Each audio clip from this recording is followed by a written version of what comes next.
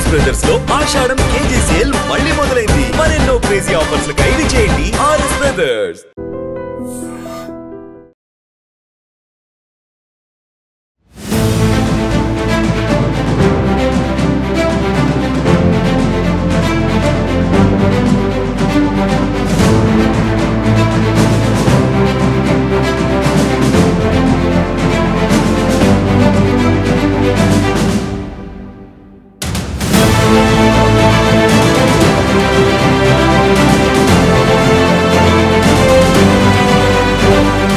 శ్రీ సత్యసాయి జిల్లా హిందూపురంలో భారీ దోపిడీ జరిగింది. ఎస్బీఐలోనికి చొరబడిన దుండగులు లాకర్లో ఉన్న 11 కేజీల బంగారంతో పాటు 36 లక్షల రూపాయల నగదును కూడా దోచుకెళ్లారు. హిందూపురంలో ఉన్నటువంటి తూముగుంట చెక్ పోస్ట్లో ఉన్న ఎస్బీఐలో దుండగులు ప్రవేశించారు. అయితే ఇది రోడ్డుకి ఆనుకొని ఉండటం వల్ల ఎస్బీఐ బ్యాంకు వెనుక వైపు ఉన్నటువంటి మార్గం గుండా వెళ్ళి కిటికీని కట్టర్స్తో కట్ చేసి అందులోనికి ప్రవేశించారు దుండగులు. ముందుగా ఈ సీసీ కెమెరాలు తమని పోలీసులకు పట్టిస్తాయనే భయంతో ఆ సీసీ కెమెరాస్కు ఉన్నటువంటి ఆ వైర్లన్నీ కూడా కట్ చేసేసి దానికి ఉన్న కనెక్షన్స్ అన్నీ తప్పించేసి ఎంచక్క ఆ లోపల ఉన్నటువంటి ఎస్బీఐ బ్యాంకులోనికి చొరబడ్డారు. లాకర్ తెరిచి అందులో ఉన్నటువంటి 11 కేజీల బంగారంతో పాటు 36 లక్షల రూపాయలను కూడా దోచుకుపోయారు.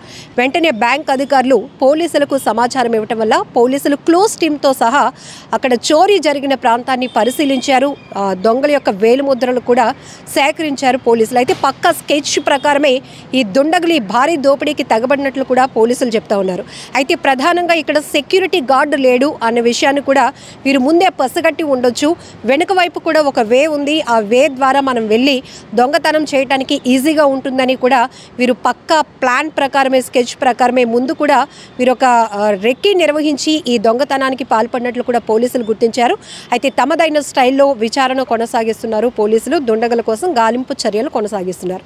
ఇక్కడ సీసీ కెమెరా, ఒక్క సీసీ కెమెరా 100 మంది పోలీసులతో సమానమని పోలీసులు చెప్తూ ఉంటారు. ఎందుకంటే ఇప్పుడు పెరుగుతున్న నేరాల దృష్ట్యా కావచ్చు, జనాభా సంఖ్య, పట్టణాల విస్తరణ, ఇది అన్నిటి దృష్ట్యా బందోబస్తు కానీ పోలీసుల సంఖ్య కూడా ఆ స్థాయిలో లేకపోవడం వల్ల షార్టేజ్ ఉండటం వల్ల కూడా అందుకే ప్రతి ఒక్కరిని మేము అవేర్నెస్ కల్పిస్తున్నాము.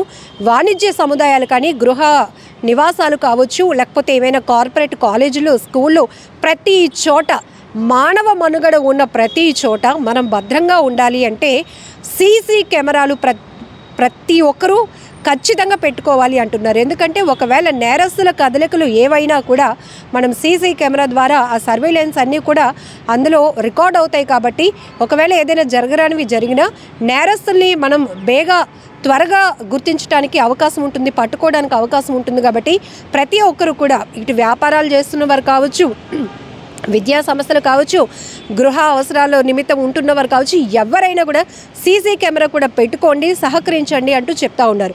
అయితే దొంగలు ఒక స్టెప్ ముందుకే వేస్తున్నారు. సీసీ కెమెరాలు ఉన్నా మనల్ని ఒకవేళ పట్టిస్తాయేమో అని ఫస్ట్ వాళ్ళ ఫోకస్ అంతా దొంగతనానికి వెళ్ళిన ప్రదేశం, చోరీ చేయాలి అనుకున్న చోట ఎక్కడైనా సీసీ కెమెరాలు ఉన్నాయా లేదా అనేది వాళ్ళు క్షుణ్ణంగా పరిశీలించి ఒకవేళ ఉంటే కనుక వాటి వైర్స్ కట్ చేసేసి పూర్తిగా వాటిని తొలగించటమో, లేకపోతే కొంతమంది అయితే మేము అని ఒక ఛాలెంజ్ పోలీసులకి విసరటం కోసం సీసీ కెమెరాలు ముందు నిలబడి కూడా దొంగతనానికి పాల్పడినాయి. అంటే డిఫరెంట్ మైండ్ సెట్స్ ఉన్నటువంటి దుండగులను కూడా మనం చూస్తూ ఉన్నాం. అలాగే సీసీ కెమెరాలు వెనక్కి తిప్పేయడం, వాటి వైర్లు కట్ చేసేయడం, ఇట్లాంటివి కూడా చూస్తూ ఉన్నాం. సో ఏది ఏమైనా మనం అప్రమత్తంగా ఉండాల్సినటువంటి అవసరం కూడా ఉంది. ఎస్బీఐ అనేటప్పటికీ ఏ స్థాయిలో కోట్లలో లావాదేవీలు జరుగుతూ ఉంటాయి. అలాంటి చోట భద్రత దృష్ట్యా కూడా ఒక సెక్యూరిటీ గార్డ్ని ఏర్పాటు చేసుకోకపోవడం కూడా అసలు పలు అనుమానాలకు తావిస్తుందని చెప్పొచ్చు. సో ప్రధానంగా ఒకవేళ సెక్యూరిటీ గార్డ్ ఉండుంటే అతని గాయపరచడమో లేకపోతే ఇంకోటి ఏదైనా చేయటమో, అతను చెప్పే ఆనవాళ్ళ ప్రకారమో కొంత విచారణకు అవకాశం ఉంటుంది త్వరగా అవ్వటానికి. ఎందుకంటే ఒకవేళ ఆ వ్యక్తి దగ్గరికి ఎవరైనా వచ్చే ప్రయత్నం చేసినా ఏదో ఒక చోట ఉన్నటువంటి సీసీ కెమెరాలు ఆ రికార్డ్ అవుతాయి ఆ దృశ్యాలు.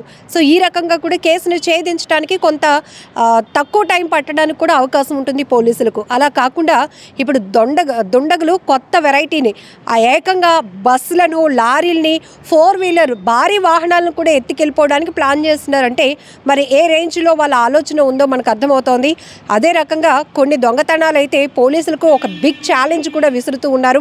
అలాగే ప్రజలు కూడా ఎప్పటికప్పుడు అప్రమత్తం ఉండాల్సిన అవసరం చాలా ఉంది.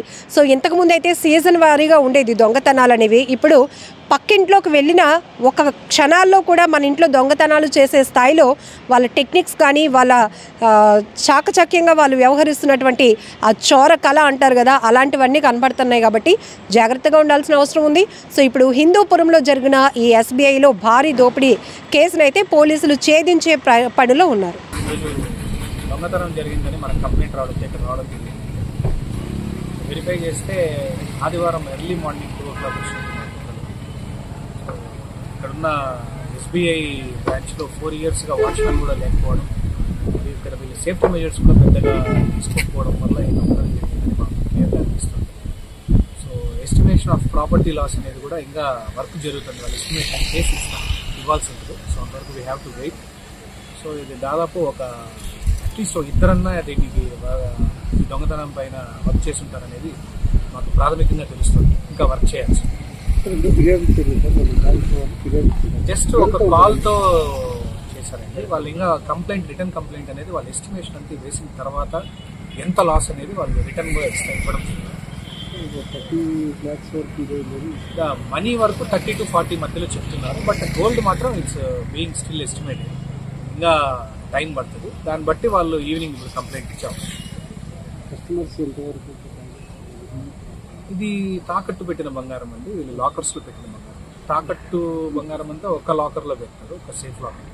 ఆ లాకర్ సగం వరకు కట్ అయింది. మిగతాదంతా మిగిలిన గోల్డ్ ఇంటాక్ట్లోనే ఉంది. అదో మిగిలిన పైన లాకర్లో పై భాగంలో మాత్రం తీసుకోవడం జరిగింది.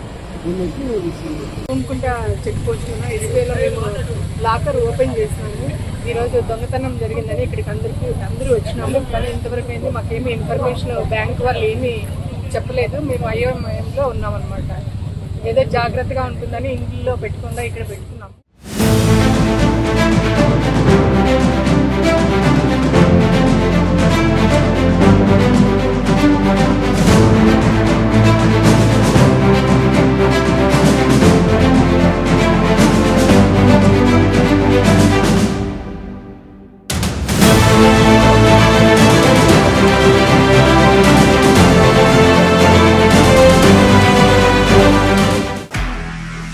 నిజంగా ప్రస్తుతం ఉన్నటువంటి సమాజం దేనికి ప్రయారిటీ ఇస్తుంది?